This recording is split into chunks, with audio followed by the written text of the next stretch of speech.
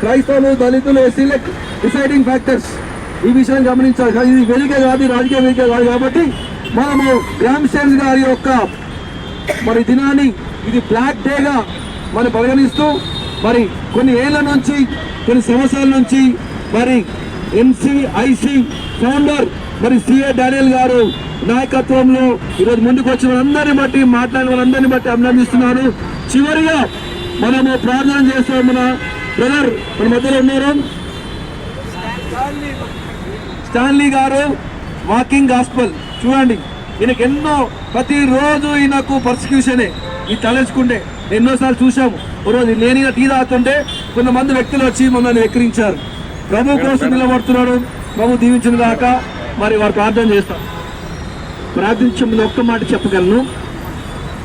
దేవుని ప్రేమతో కుష్ఠరోగుల మధ్య పరిచయం చేస్తున్న గ్రహాం స్టైల్స్ని పారిశ్రామికంగా చంపి సంతోషించారేమో కానీ దానికి మేము కూడా బాధపడుతున్నాం. కానీ మేము ఇంకా అత్యధికంగా సంతోషించే సందర్భం ఏంటంటే ఆయన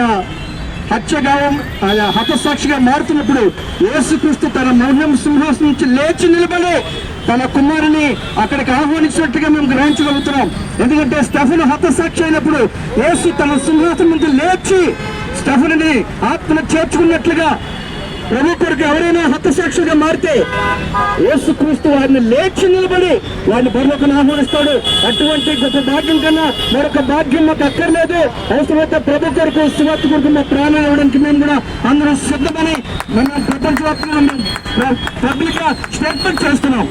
మమ్మల్ని ఏం చేసి కూడా మీరు దేవుని ప్రేమను ప్రకటించుకున్న ఆపలేరు. వాస్తవం కనుక ఆ ప్రభుని ఆశిస్తూ ప్రభుని నూతన కాంతలు మాకు ఎప్పుడు ఉంది కనుక ప్రార్థన చేద్దాం. అటువంటి దైక్షంలో గోధుమ పడితే ఎలాగ ఫలిస్తుందో అలాగే గ్రహం సైన్స్ లాగా అనేక మంది దేశాలు అనేక మంది లేచున్నారు. ఇప్పటికే మనం చూస్తున్నాం. కనుక అటువంటి వారిని కొరకు ప్రార్థన చేద్దాం. అటువంటి వారికి కుటుంబ కొరకు, చేస్తున్న పరిచయం కొరకు దేవుని ఆత్మసహాయం తోడుకునేట్టుగా ప్రార్థన చేద్దాం. సో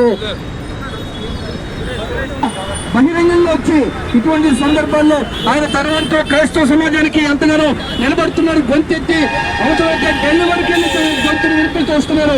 ఇటువంటి నాయకత్వాన్ని మనం కలిగి ఉండడం మనకెంతో సంతోషం. ప్రియమైన ఈరోజు ఇంతమంది రావడం కూడా చాలా సంతోషం. మరి చాలా సామ్యాత్మ కనుక ముగింపు ప్రార్థన చేస్తున్నాం. తర్వాత దావచంలో ఆశీర్వాదాన్ని మనకి ఇస్తాడు. ప్రేమగా మా తండ్రి, మహోన్నతుల మాదిరిలో మీ ఘనమైన వారికి వందనాస్తుతులు స్తోత్రాలు.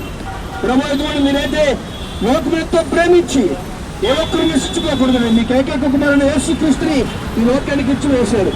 అలాగే తండ్రి చిత్తానికి లోబడిన యేసుక్రీస్తు తన చివరి రక్తం బట్టి వరకు కాచి మనుషులందరి పాప క్షమాపణ కొరకు అయ్యా తన పరిశుద్ధమైన రక్తాన్ని చిందించి తన పని ముగించి మృత్యుంజయుడే మూడో దినాన లేచి పరలోకానికి వెళ్ళిపోతూ లాస్ట్ ఇచ్చిన గ్రేట్ కమిషన్ బట్టి కూడా మేమంతా కూడా సువార్తను ప్రకటిస్తుండగా అయ్యా దేవుని తండ్రి ఈ దేశంలో ప్రత్యేకంగా ఎన్నో ఆటంకర శక్తులు పనిచేస్తుండగా వారందరూ మీ చేతులకు అప్పగిస్తున్నాం.